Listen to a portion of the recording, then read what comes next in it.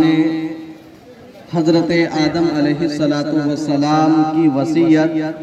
اور پھر حضور پاک صلی اللہ تعالی علیہ وسلم کی ولادت کے چند باتیں آپ حضرات کے سامنے رکھوں گا۔ عزیزان محترم،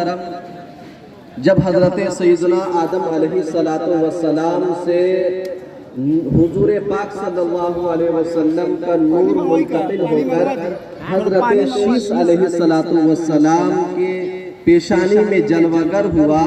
تو حضرت آدم علیہ السلام وصیت فرمائے کہ اے بیٹے شیس، تمہارے اندر حضور پاک صلی اللہ علیہ وسلم کا نور مبارک ہے، تم اسے حلال طریقے سے پاک عورتوں میں منتقل کرنا۔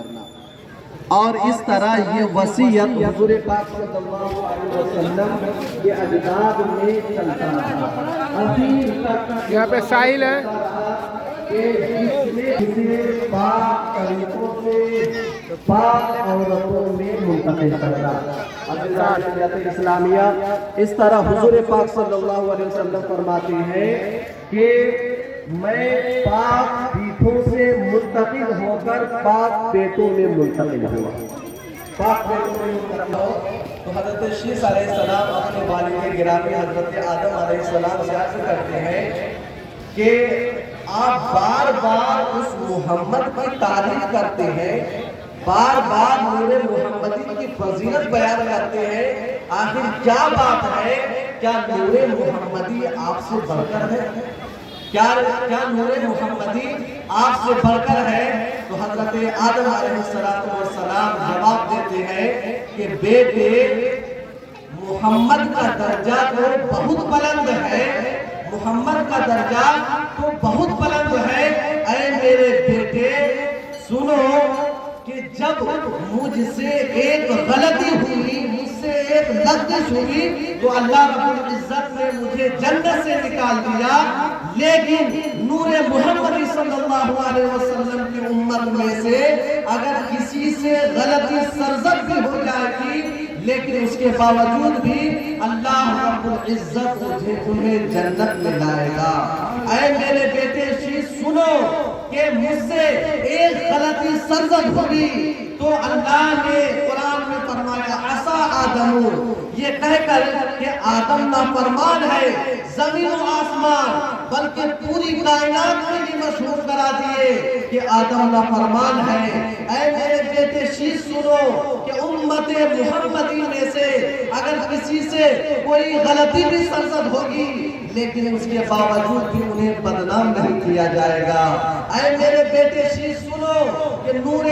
مجھ سے ایک غلطی سرزد ہوئی تو نہ جانے اس کی معافی کے لیے، اس کی تلافی کے لیے مجھے کہاں کہاں جانا پڑا،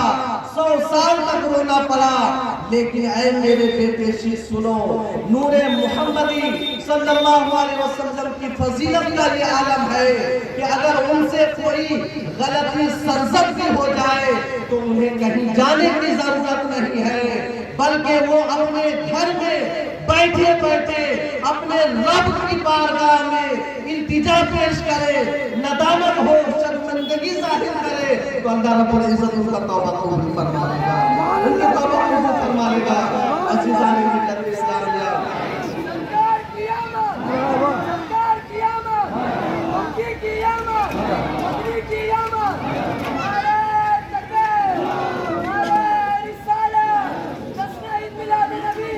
عزیزان ملت اسلامیہ، پھر حضرت آدم علیہ السلام فرماتے ہیں کہ اے بیٹے شیس سنو کہ مجھ سے ایک غلطی سرزد ہوئی ہے تو مجھ سے جنت کے لباس کو اتار دیا گیا، مجھے برہنہ کر دیا گیا، لیکن امت محمدی میں سے کتنے ہی گناہ سرزد ہو جائے لیکن اس کے باوجود بھی ان کے جسم سے کپڑے نہیں اتارے جائیں گے۔ عزیزان ملت اسلامیہ، اسی کو اعلیٰ حضرت عظیم البرکت مجدد دین و ملت امام احمد رضا خان فاضل بریلوی علیہ رحمت و رضوان لکھتے ہیں کہ سب سے اولا و اعلیٰ ہمارا نبی، سب سے بالا و اعلیٰ ہمارا نبی، اپنے مولا کا پیارا ہمارا نبی، دونوں عالم کا دولہ ہمارا نبی۔ عزیزان ملت اسلامیہ، بس آخری بات آپ حضرات کے سامنے رکھ کر میں اپنے گفتگو کو ختم کرتا ہوں کہ جب حضور پاک صلی اللہ علیہ وسلم کہ نور مبارک منتقل ہوتے ہوتے جب حضرت بی بی آمنہ کے پیٹ میں آ گئے،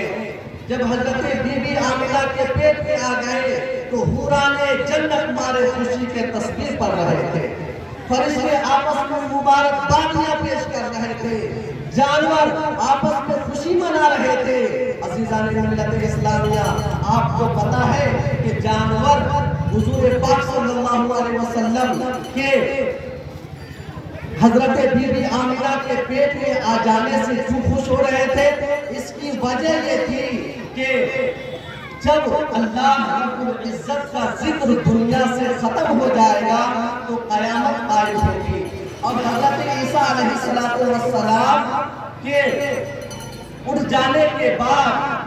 اللہ رب العزت کا ذکر کم ہوتے ہوتے ختم ہونے کے قریب آ گیا تو جانور گھبرا گئے، جانور پریشان ہو گئے کہ کہیں یہ دنیا فنا نہ ہو جائے، یہ دنیا ختم نہ ہو جائے۔ تو ایسے موقع پر اللہ رب العزت نے حضور پاک صلی اللہ علیہ وسلم کو پیدا فرما کر یہ پیغام دیا کہ اے جانور، تم پریشان نہ ہو، تم ملال نہ ہو، اس لیے کہ میں تمہیں رحمت والا آقا تمہیں عطا کر رہا ہوں۔ عزیزان ملت اسلامیہ، جب حضور پاک صلی اللہ علیہ وسلم بی بی آمنہ کے پیٹ میں آ گئے تو حضرت آمنہ فرماتی ہے کہ ہر ماہ مجھے آسمان سے ایک آواز سنائی دیتی تھی، ایک آواز سنائی دیتی تھی کہ اے بی بی آمنہ مبارکباد ہو تمہیں، اے بی بی آمنہ خوشخبری ہو کہ تمہارے پیٹ میں دونوں عالم کے سردار آ گئے۔ پہلے مہینے میں حضرت آدم علیہ السلام حضرت بی بی آمنہ کے خواب میں آ کر یہ بشارت دیتے ہیں کہ اے بی بی آمنہ تمہارے پیٹ میں جو بچہ ہے وہ دونوں عالم کے مختار ہے۔ پھر نوح علیہ السلام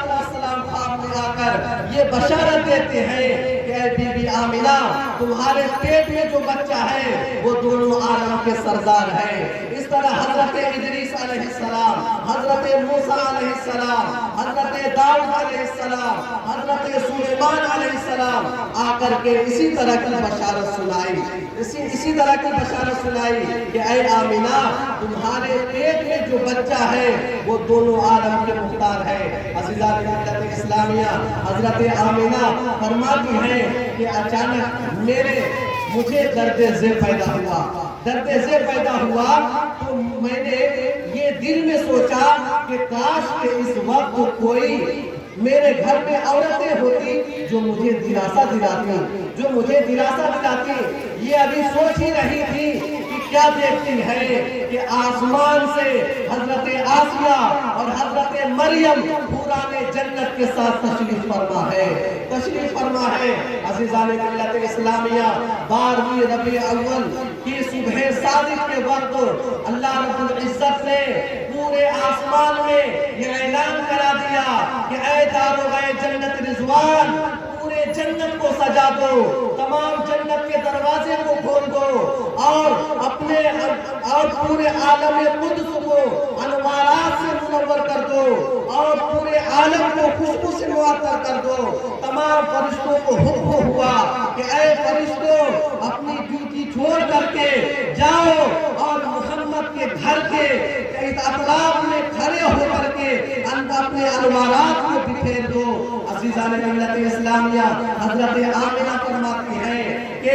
اچانک سے ایک پرندہ اڑتا ہوا آیا، نہ جانے وہ پرندہ کیسا تھا، وہ پرندہ میرے قریب آیا۔ روایت میں آتا ہے کہ اس کے ہاتھ میں ایک پیالہ تھا جس کا پانی دودھ سے بھی زیادہ سفید، شہد سے بھی زیادہ میٹھا اور مشک سے بھی زیادہ خوشبودار تھا۔ وہ پرندہ وہ پانی حضرت بی بی آمنہ کو پیش کرتا ہے، حضرت بی بی آمنہ اسے نوش فرماتی ہے اور جو واپس کرتی ہے تو وہ پرندہ کہتا ہے کہ اے بی بی آمنہ اور نوش فرما لیجئے۔ جب حضرت بی بی آمنہ اور نوش فرماتی ہے تو وہ پرندہ حضرت بی بی آمنہ کے پیٹ پر اپنے ہاتھ کو ملتا ہے اور کہتا ہے اظہاریہ سید المرسلین، اظہاریہ خاتم النبیین، اظہاریہ محمد بن عبداللہ، اظہاریہ نور من نور اللہ، فظہر رسول اللہ صلی اللہ علیہ وسلم کل بدر المنیر، کہ اے سرکار تو جہاں تشریف لے آئیے، اے نور کبریا تشریف لے آئیے، اے محمد بن عبداللہ تشریف لے آئیے، اور اس طرح حضور پاک صلی اللہ علیہ وسلم اپنے شکم مادر سے دنیا میں جلوہ افروز ہوئے، دنیا میں جلوہ افروز ہوئے۔ دنیا نے دیکھا کہ جب آپ دنیا میں تشریف لائے تو آپ کی آنکھوں میں سرما لگا ہوا تھا، آپ کے گال مبارک ایسے تھے جیسے کہ پھولوں کی کلیاں اور پنکھڑیاں ہو، اور اس طرح سے حضور پاک صلی اللہ علیہ وسلم دنیا میں تشریف لا کر پورے امت کو امن و شانتی کا پیغام دیا ہے۔ بلغ العلا بکمالہ، کشف الدجی بجمالہ، حسنت جمیع خصالہ، صلوا علیہ وآلہ۔ بس یہ چند کلمات میں ختم کرتا ہوں۔ وآخر دعوانا الحمدللہ رب العالمین۔